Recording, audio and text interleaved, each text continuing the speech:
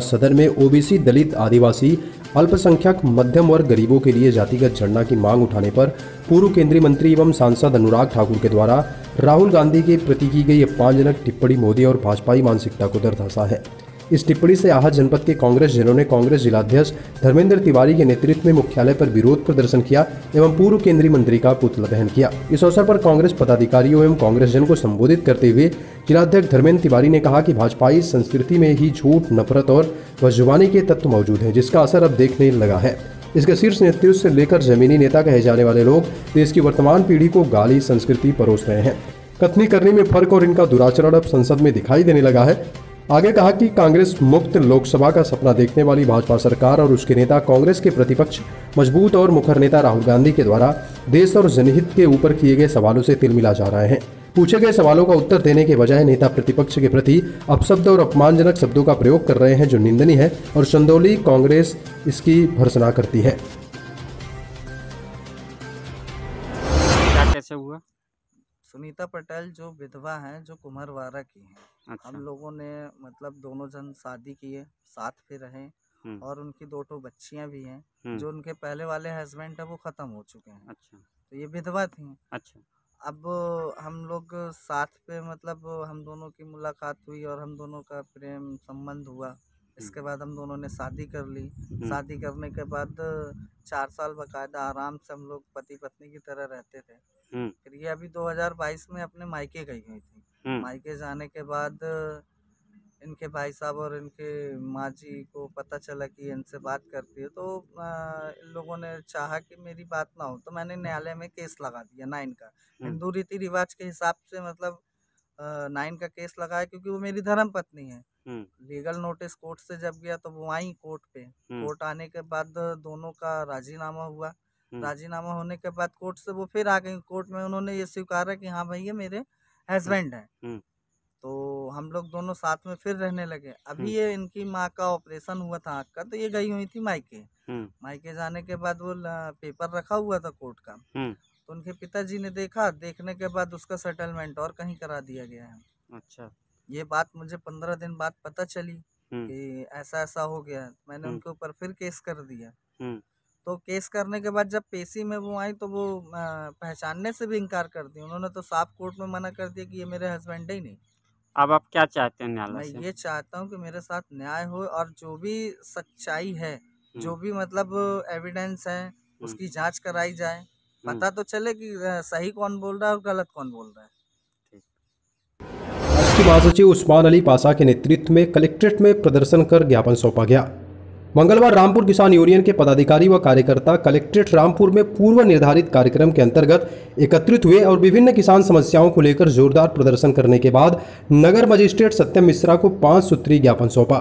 इस अवसर पर राष्ट्रीय महासचिव उस्मान अली पासा ने कहा कि जिले का कोई भी विभाग किसानों की समस्याओं को गंभीरता पूर्वक नहीं ले रहा। इस समय धान की फसलों में सिंचाई की आवश्यकता है, लेकिन नहरें साफ न होने के कारण उसमें पानी नहीं चल पा रहा, जबकि सरकार रामपुर नहर विभाग को करोड़ों रुपयों का सालाना बजट देती है। इसके बावजूद भी पूरे जिले में किसी भी नहर की मानक अनुरूप सफाई नहीं हुई।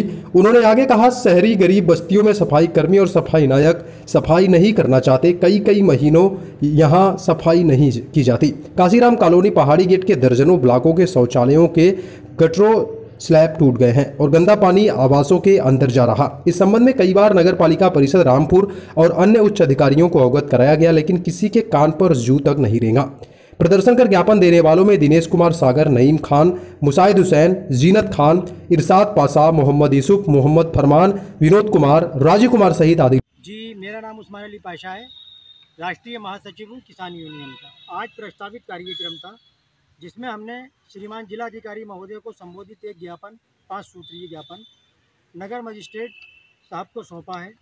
ज्ञापन में नहरों में रोस्टर के अनुसार पानी छुड़वाने, प्रत्येक बैंक शाखा और डाकघर में आधार कार्ड अपडेशन केंद्र खुलवाने, गरीब शहरी बस्तियों में सफाई कराने, भूमाफियाओं से सरकारी ज़मीन कब्जा मुक्त कराने, रोस्टर के अनुसार बिजली देने के संबंध में। जो पहला बिंदु है, नहर विभाग द्वारा जिले की किसी भी नहर की सफाई मानक अनुरूप नहीं की गई है। और नहरों को तो छोड़िए, जो जिले की सबसे बड़ी नहर है अपर कोसी नहर, उसमें मेरे ख्याल से कई लाख रुपए उसमें लगाए गए हैं, लेकिन उसके बावजूद भी आज भी आप उसमें जाके देखते हैं तो बड़ा बड़ा घास खड़ा है और जगह जगह पर मतलब कहते हैं पानी का जो है रिसाव हो रहा है।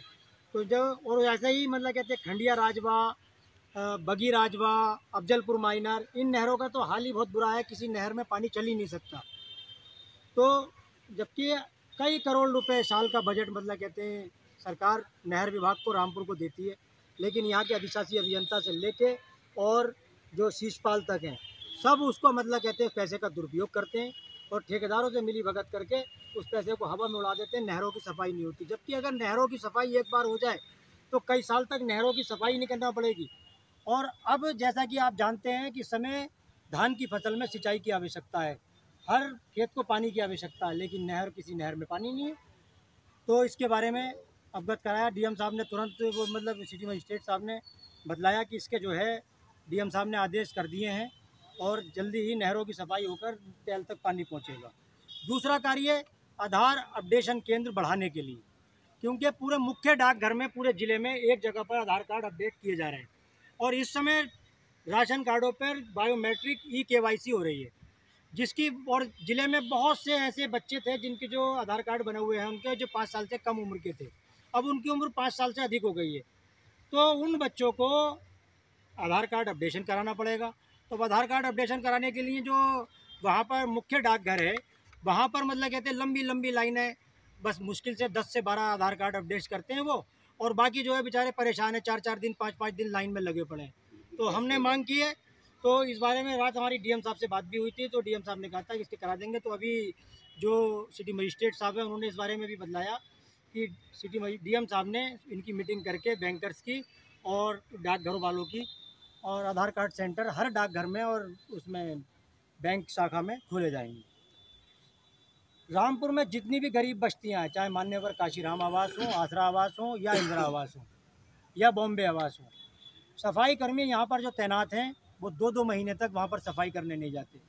काशीराम कॉलोनी पहाड़ी गेट, इसमें लगभग 90% जो ब्लॉक हैं उनके जो शौचालय के गटर हैं वो टूट गए हैं, उनके स्लैब टूट गए, पानी गंदा पानी रोड पे फैल रहा है, आवासों के अंदर जा रहा है।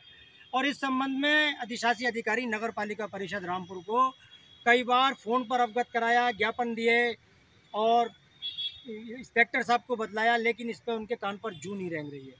अब ये गलतफहमी में है कि शायद हम तो अधिकारी हैं, हमारा कोई क्या करेगा। तो अब ये उनका करना ये पड़ेगा कि एक दिन यहाँ का कचरा उठाकर नगर पालिका के गेट पर डाला जाएगा, क्योंकि नगर पालिका में जो जिस तरह की नगर पालिका के चेयरमैन साहब ने जो गद्दी हत्याई है, जो उनका काम था, उन्हें वो भूल गए अपनी नीतियाँ कि क्या करना था उनको। तो वो भी जो हैं बिल्कुल शांत बैठे हैं, गरीबों का बिल्कुल ध्यान नहीं रख रहे। तो उनको भी ये याद दिलाना है कि कचरा वहाँ पर था तो इसलिए हम लेकर आए, अगर कचरा नहीं होता तो नहीं लेकर आते। चौथा बिंदु, भूमाफियाओं से सरकारी ज़मीन कब्जा मुक्त कराने के लिए जौलपुर गाटा संख्या 412 और 341, इन पर कुछ भूमाफियाओं ने अवैध कब्जे कर लिए हैं और इसमें बहुत सी ज़मीन जो अनुसूचित जाति के लोगों को पट्टे पर दी गई थी उस पर भी कब्जा कर लिया। बहुत सी ज़मीन ऐसे लोगों को पट्टे पर दी गई थी जिन्होंने नसबंदी कराई थी, उनकी भी ज़मीनों पर कब्जा कर लिया है और सरकारी ज़मीनों पर भी कब्जा कर लिया। इस संबंध में कई बार शिकायत की गई तो वहाँ के लेखपाल ने रिपोर्ट लगाई थी कि यहाँ पर जो है वर्तमान समय में कोसी का पानी इन सारी जगहों में फैला हुआ, दूर दूर तक पानी है और नदी के उस पार भी ज़मीन है, तो इसलिए इसकी पैमाइश नहीं हो सकती। अब नदी में भी कोई ज़्यादा पानी नहीं है और ज़मीनें भी बिल्कुल सूखी हैं, तो इनको ये चाहिए कि इसकी पैमाइश करा के ज़मीन को कब्जा मुक्त कराएं।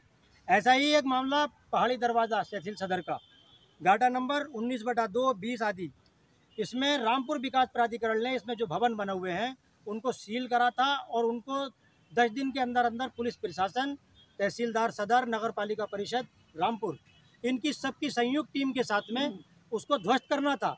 लेकिन क्योंकि भूमाफियाओं की पहुंच बहुत ऊपर तक होती है और उनके पास बहुत ज़्यादा पैसा होता है, तो रामपुर विकास प्राधिकरण जो अगर कोई एक मकान जरा सा आदमी बनाता हो तो उसका बुलडोजर सबसे पहले निकल के पहुंच जाता है। तो इसलिए इतनी बड़ी ज़मीन पर उनका प्लॉटिंग हो गई, उन्हें पता ही नहीं चला और अब भी लगातार वहाँ पर भवन निर्माण हो रहे हैं, लेकिन कोई जाकर नहीं देख रहा है। तो इसके बारे में भी मतलब कहते हैं ध्यान देना चाहिए। ऐसा ही एक बगीचा आमना वार्ड नंबर 40, जहाँ पर कब्रिस्तान की ज़मीन है, गाटा संख्या 7263, जो अल्पसंख्यक कल्याण विभाग के अंडर में आता है, उस पर भी भूमाफियाओं ने अवैध कब्जे कर लिए हैं और शर्म की बात तो ये है कि जो मुस्लिम समाज के कब्रिस्तान है, मुस्लिम समाज के लोगों ने ज़्यादातर उस पर कब्जे किए। तो उसके बारे में भी 2016 में उसमें ध्वस्तीकरण के कब्जा मुक्ति के आदेश हो चुके हैं। लेकिन क्योंकि वहाँ पे जो अल्पसंख्यक कल्याण अधिकारी थे उस समय वो बहुत ईमानदार अधिकारी थे, तो इसलिए उन्होंने शायद किसी गरीबों का ख्याल रखा होगा, उनसे थोड़े बहुत पैसे वैसे लेके, और उन्होंने ज़मीन को कब्जा मुक्त नहीं कराया होगा। अब जो अल्पसंख्यक कल्याण अधिकारी हैं वो भी बराबर रिपोर्ट लगा देते हैं कि ये जो है तहसील से इसकी पैमाइश होना, जबकि तहसील की पैमाइश भी हो रखी है और उसका नक्शा भी नगर पालिका का भी है और उनका अल्पसंख्यक कल्याण विभाग का खतौनी भी है, लेकिन उसके बावजूद भी कोई ध्यान इस बात पर नहीं दे रहा है।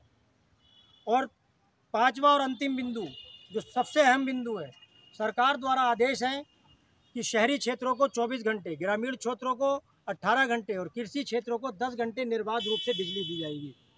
लेकिन आप अगर देखें तो शहरी क्षेत्रों को 10 से 12 घंटे और ग्रामीण क्षेत्रों को 5 से 6 घंटे और कृषि क्षेत्र को मात्र 2 घंटे बिजली विभाग। विकासखंड साहबगंज राजकीय कृषि बीज गोदाम से है, जहां साहबगंज राजकीय कृषि बीज गोदाम द्वारा किसानों को श्री अन्न का वितरण किया गया। वहीं वक्ताओं द्वारा इस अन्न के अच्छे उत्पादन हेतु किसानों के बीच अपने अनुभव को भी साझा किया गया।